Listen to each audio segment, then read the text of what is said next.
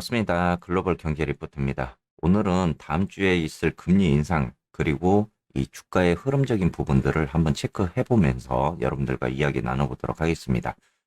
자, 먼저 여러분들에게 하나 당부드리고 싶은 말이 있습니다. 자, 차트 분석, 기술적 분석에 대한 부분은 향후 주가가 어떤 흐름으로 갈 것인지, 어느 방향으로 갈 것인지에 대한 예측적인 부분입니다. 예단이 절대 아닙니다. 결과를 놓고 가는 게 아니라는 거죠. 그래서 예단을 하시기보다는 참고적으로만 여러분들이 보시고 향후 주가 흐름이 이렇게 갈 것이다라고만 여러분이 생각하시면서 대응을 하시기를 바라겠습니다. 지난번 나스닥이 6월에 이렇게 만선까지 밀려 내려오는 이런 모습을 보이면서 저점을 찍게 되었죠. 그래서 추세적인 방향을 한번 보도록 하겠습니다. 지난 저점에서 이렇게 상승적인 부분을 보여주고 다시 하락적인 부분, 그리고 다시 상승적인 모습을 보여주고 다시 이렇게 조정적인 부분으로 돌아왔습니다. 자, 여기에서 이제 우리가 상승적인 이런 모멘텀을 만들어줬죠. 전형적으로 이제 ABC 파동입니다. 자, 이후에 이제 여기에서 이렇게 두 번째 파동을 그리고 조정, 그리고 다시 상승 후 조정, 그리고 다시 상승하는 전형적인 상승 오파를 이렇게 만들어 주었습니다. 자, 여기에서 이제 13,181선에 대한 구간을 찍고 다시 이렇게 하락적인 부분을 내려오면서 이 조정적인 부분을 보였죠. 그리고 이후에 이제 이 파월 연설을 통해서 하락적인 부분을 보여주고 다시 저점을 향해서 이렇게 하락하는 모습, 그리고 다시 이후에 이 반등적인 모습을 보여줬다가 지금 이 구간까지 이렇게 내려오는 모습을 보였습니다. 자, 이러면서 지금 우리가 전형적으로 이제 헤드앤숄더적인 부분을 만들어 줬고요. 이후에 이렇게 하락적인 부분을 계속적으로 만들어주는 구간입니다. 자, 이렇게 나스닥이 고점에서 하락을 하면서 전형적인 하락 오파에 대한 시그널적인 부분을 만들었죠. 자, 그래서 이 구간이 어떻게 보면 이제 우리가 생각할 수 있는 이 반등적인 구간이 될 수 있다라고 우리가 생각을 해볼 수 있을 것 같습니다. 자, 그렇기 때문에 이 구간에서 이 길목적인 구간이 되겠죠. 반등적인 구간이 될지 또는 횡보적인 구간이 될지 또는 하락적인 구간이 될지 이 구간에서 결정이 어느 정도 이루어질 거는 같지만 수요일에 지금 금리에 대한 결정 그리고 파월 의장의 연설이 있습니다. 그렇기 때문에 한 번 더 주가가 좀 출렁거렸다가 다시 한번 이렇게 올라가는 그런 부분이 나올 가능성이 있다라는 겁니다. 자, 여기에서 이제 하락적인 부분이 파동이 어느 정도 나왔기 때문에 이 반등적인 구간에서 다시 한번 이렇게 이뤄줄 수 있는 구간은 있겠죠. 이런 식으로 나올 수는 있겠지만 그 폭이 그렇게 길지는 않을 걸로 보입니다.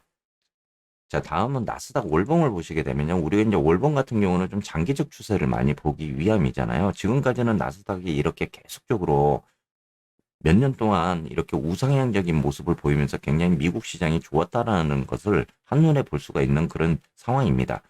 2021년도 이제 거의 최고점을 찍었죠. 이 최고점을 찍고 장기적 추세를 봤을 때 이제 내려오는 구간, 그리고 다시 상승했다가 다시 조정적으로 내려오는 이 구간입니다. 그렇게 보면은 우리가 하락적으로 봤을 때 아직 하락이 끝나지 않았다라고 이제 볼 수가 있는 거고요. 자, 그렇다면 우리가 예상을 한번 해볼 수 있는 구간이 자, 여기에서 어느 정도까지 이제 하락을 할 것이냐가 제일 중요할 것 같습니다. 자, 과연 이만큼 오른 만큼 이만큼 빠질 것이냐도 우리가 생각을 해볼 수 있을 것. 자, 1차적으로는 지금 월봉으로 봤을 때입니다. 월봉으로 봤을 때 나스닥 지수에 대한 구간이 지지선 구간이 이 정도 될 것 같습니다. 지금 만선에 대한 구간인데 이 구간만큼 내려와 가지고 여기에서 어느 정도 반등을 이끌어주는 이런 모습이 나오지 않으면은 이후에 계속적으로 하방적인 구간까지 내려갈 수 있는 그런 상황이 될 수가 있다라는 거죠. 아직 월봉의 이 나스닥의 모멘텀을 보더라도 계속적으로 지금 시그널이 하락하고 있는 그런 모습이고 또 지난번 지금 페덱스를 통해서 경기 침체에 대한 논란이 일어나기도 했습니다. 그래서 장기적으로 본다면은 지금 나스닥에 대한 구간을 보면 이렇게 만선에 대한 구간에서 우리가 지지적인 부분을 좀 생각을 해봐야 될 것 같습니다.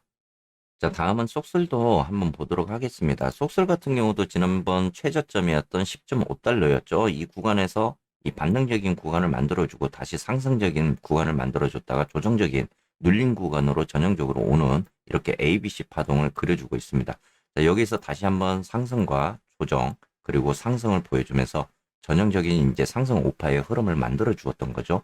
자, 이후에 이제 고점을 찍고 다시 하락 그리고 다시 상승을 하면서 이 전형적인 또 헤드앤숄더 구간을 이렇게 만들어주고 다시 되돌림적인 구간까지 이렇게 만들어 주었습니다.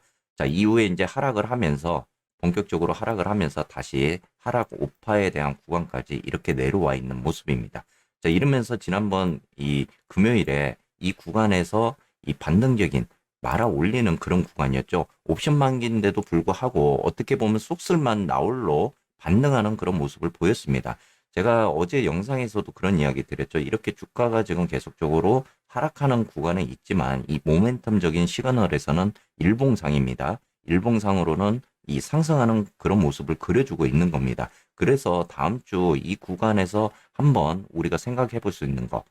그렇기 때문에 속설이 이런 반등 구간에 와가지고 과연 어느 정도까지 반등을 줄 수 있을까라고 우리가 보게 되면 1차적으로는 요 구간이 될 것 같습니다.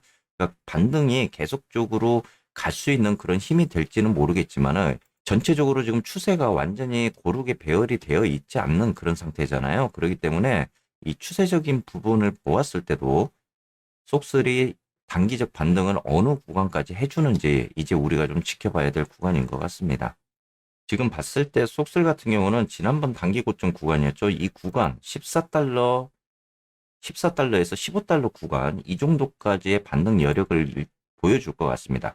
아직까지는 추세적인 부분이 하방으로 내려와 있는 이런 상황이기 때문에 이 구간에서 좀 더 반등적인 구간을 보여주더라도 이 반등에 대한 폭이 완전히 자리를 잡기 전까지는 좀 힘들지 않을까 이렇게 생각을 하고 있는 구간입니다. 어찌되었건 지금 이평선에 대한 전체적인 흐름적인 부분이 다 나와 주어야만이 좀 더 우리가 추세적인 부분을 만들 수 있다라고 제가 말씀을 드리잖아요.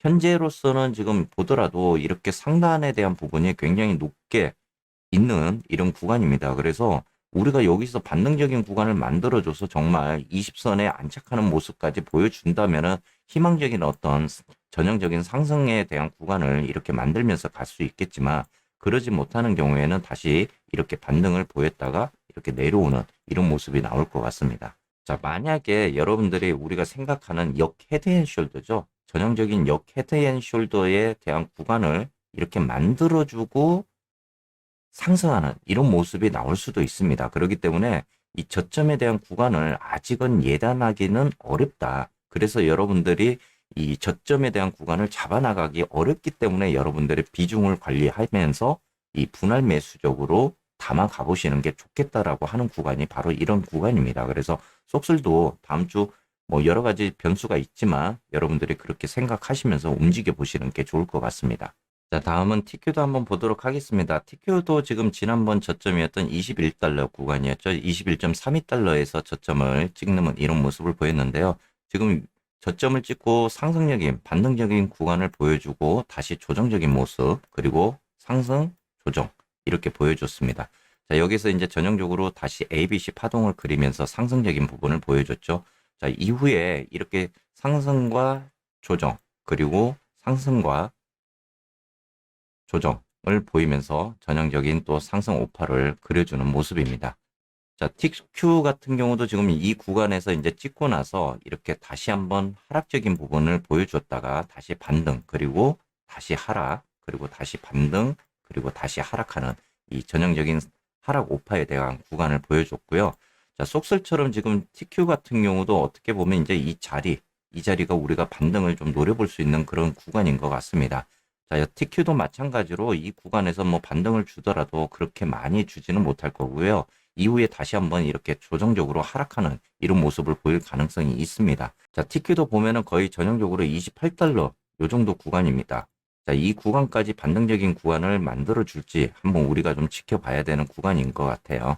일단은 다음 주 시장에서 가장 중요한 거는 여러분들도 아시겠지만 금리 인상이잖아요.